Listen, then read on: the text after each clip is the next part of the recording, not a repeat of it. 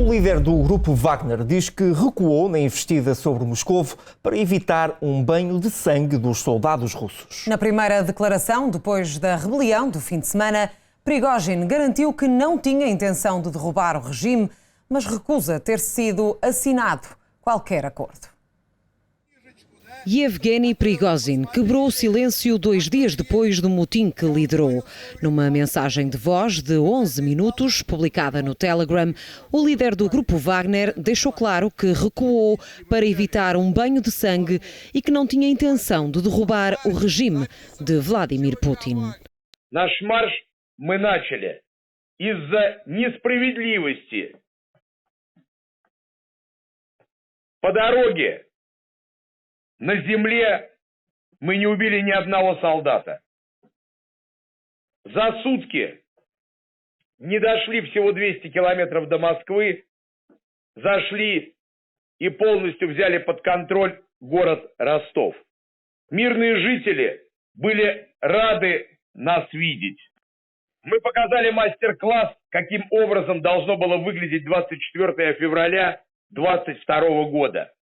У нас не было цели свержения существующего режима и законно избранной власти, о чем много раз говорилось.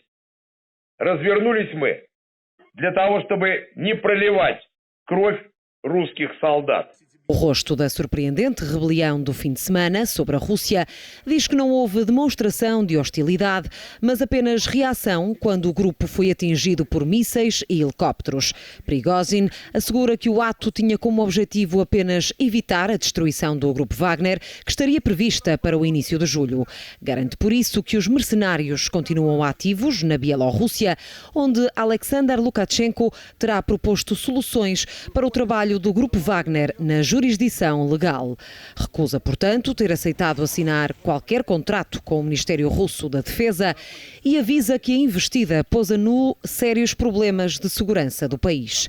Logo após estas explicações, Joe Biden garantiu que o Ocidente nada tem a ver com esta revolta contra Putin. O presidente norte-americano diz ainda que é muito cedo para retirar uma conclusão definitiva dos últimos acontecimentos. É que, ainda antes das declarações de Prigozhin e sem qualquer tipo de dado concreto, Sergei Lavrov anunciava uma investigação ao possível envolvimento do Ocidente na rebelião. O ministro dos Negócios Estrangeiros da Rússia disse também que o mercenário ainda está a ser investigado, mas avisou que, apesar de tudo, o grupo Wagner vai manter as atuais operações em curso no Mali e na República Centro-Africana.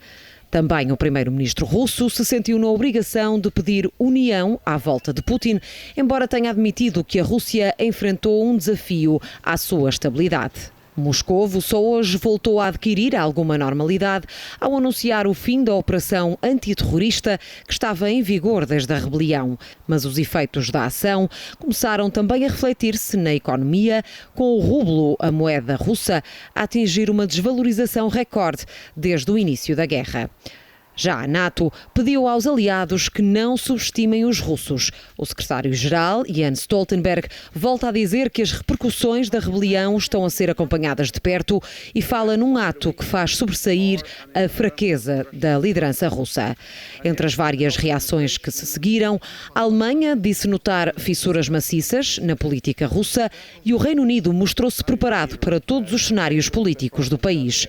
Da União Europeia, a reação surgiu de Josep Borrell ao dizer que o monstro está a agir contra o criador e que o poder militar da Rússia está a partir-se.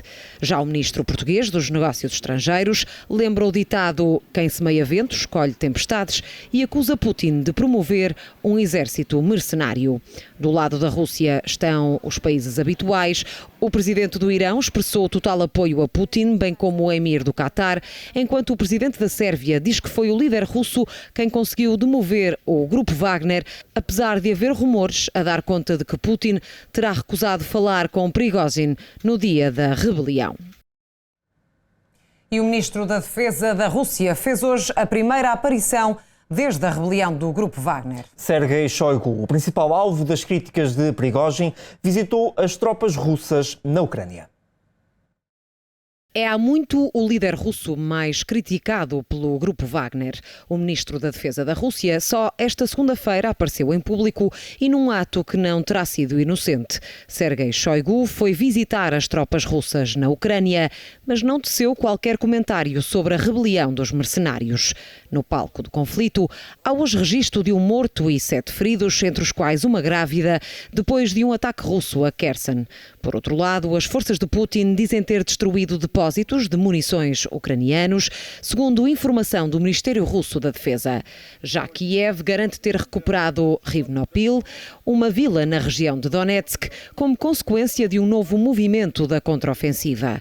A Ucrânia reclama a reconquista de 130 km² desde o início da investida e diz ter avançado até 1 km em direção a Bakhmut. Há, no entanto, notícia de uma perda de 15% da frota de carros de combate Bradley que os Estados Unidos enviaram para a Ucrânia.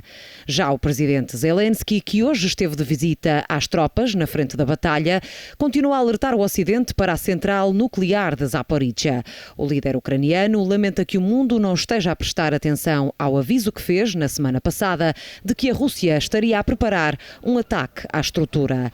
No plano diplomático, a União Europeia acordou hoje uma ajuda adicional de 3,5 milhões de euros à Ucrânia para assistência financeira e militar, mas a Hungria recusou juntar-se a esta nova tranche. Da Austrália vem também um anúncio de 67 milhões de euros em ajudas, que incluem viaturas militares, material de artilharia e assistência humanitária. E para nos ajudar a perceber melhor tudo isto, junta-se agora em direto por videochamada Liliana Reis, docente da área das Relações Internacionais do Sociologia da Universidade da Beira Interior. Boa noite, seja bem-vinda. Que leitura é que podemos fazer da mensagem de hoje de Prigozhin? Disse que não queria derrubar o regime, mas também concretizou que não assinou qualquer acordo com a defesa russa.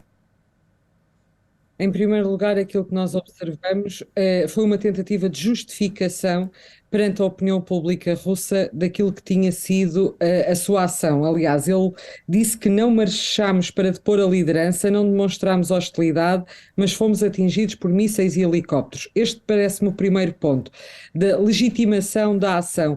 O segundo ponto foi apresentar, de certa forma, aquilo que é o seu projeto de intenções. E o seu projeto de intenções atual, e ele revela que não foi assinado qualquer contrato. Aliás, passámos as últimas horas a discutir se na verdade ele iria para a Bielorrússia, se não iria. Aliás, já há informações até que esteja a ser construído um campo para albergar alguns membros do grupo Wagner, e que ele, na verdade, tinha aceito ir para a Bielorrússia. Ora, aquilo que ele vem expor é que não aceitou qualquer acordo. E, por fim, que me parece o terceiro ponto mais relevante do discurso de Prigozhin, é aquilo que ele apresenta para o futuro. E, na verdade, aquilo que ele apresenta para o futuro, apesar de aliás, nós termos visto a alteração, ele no início, aquilo que pretendia era quase que um aparente golpe ministerial. Aliás, como a vossa peça mostrava, o alvo das críticas de Prigozhin sempre foi o ministro da Defesa, Shoigu, e o comandante das forças, Gerasimov, e aquilo que se mostra agora a outra parte do discurso é que, na verdade, ele revela também as fragilidades, e por isso é quase um projeto de intenções. Porquê? Porque ele diz que, não obstante nunca ser da sua intenção a tomada do poder, e que isto não se tratava sequer de um golpe de Estado, ele refere que expôs e revelou os sérios problemas de segurança do país. Ora, podemos dizer, professora, que testou o poder de Vladimir Putin? Eu não diria que tenha testado o poder de Vladimir Putin, mas ainda ao encontro deste terceiro ponto que eu falava, ele expôs claramente as vulnerabilidades do ponto de vista da segurança interna da Rússia, nomeadamente por percorrer quase 700 quilómetros, ter tomado, não tomou efetivamente, mas ter assegurado parte do controlo de duas cidades muito importantes e ter ficado a praticamente 200 quilómetros de Moscovo.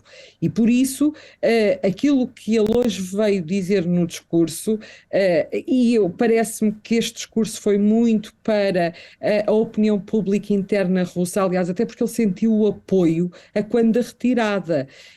E parece-me que efetivamente aquilo que ele quis foi justificar-se e legitimar a sua ação por um lado, mas também apresentar as debilidades com as quais se confronta o sistema de segurança russo. E que reação podemos esperar por parte do presidente russo? O Kremlin diz que estará por horas, ainda hoje, uma declaração de Vladimir Putin. Poderá haver aqui alguma ação de força para que a imagem de Putin não saia fragilizada? Bem, neste momento ainda não conseguimos antecipar aquilo que serão as palavras de Vladimir Putin. Aquilo que nós observamos no sábado foi que, na verdade, Vladimir Putin, quando falou, foi para acusar Prigozhin de traição, e não era traição a ele, era traição à Rússia, à mãe Rússia, por um lado, e por outro lado para dizer que estes atos terroristas, aliás, colocou Prigozhin como um terrorista e que iriam ter consequências. Ora, passado algumas horas, nós percebemos que Vladimir Putin tinha efetivamente colocado um interlocutor, neste caso Lukashenko, aqui a tentar mediar um possível acordo. Isto são, aliás, eu estou a tentar mapear aquilo que foram as últimas horas e com os dados que dispomos. Repare que neste momento, e por isso a prudência e a cautela também de muitos líderes ocidentais, como a vossa peça também mostrava, reflete-se exatamente por esta informação estar muito dispersa. Agora, aquilo que foram as palavras de Vladimir Putin no seu discurso depois desta ação intentada por Prigozhin. Aquilo que nós podemos antever e com muita prudência é que, mais uma vez, provavelmente Prigozhin será colocado no sítio, digamos. Ou seja, o que neste momento Vladimir Putin procura é também não diluir demasiado aquilo que são as atenções em relação ao seu poder. Repare e de que forma, professor, é que a Ucrânia pode capitalizar todo este caos gerado na Rússia? Pois, aquilo que eu também referi é que, repare, a morte de Prigozhin torná-lo-ia um mártir para alguma população russa, e isso também Vladimir Putin quer afastar. Agora, relativamente à Ucrânia, e respondendo concretamente à questão que me colocou, há aqui também um grau de incerteza, mas depois desta fragilização aparente do regime russo, é provável que haja um reforço da repressão a nível interno, exatamente para afastar qualquer tentativa de insurreição, por um lado, que já se tinha também observado em Belgorod, não pelo grupo Wagner, mas pelo corpo de voluntários russo e pelo Movimento pela Liberdade. Por um lado, um aumento da repressão interna e a nível do teatro de operações da Ucrânia, também não seria surpreendente que a campanha militar russa fosse reforçada. Muito exatamente bem.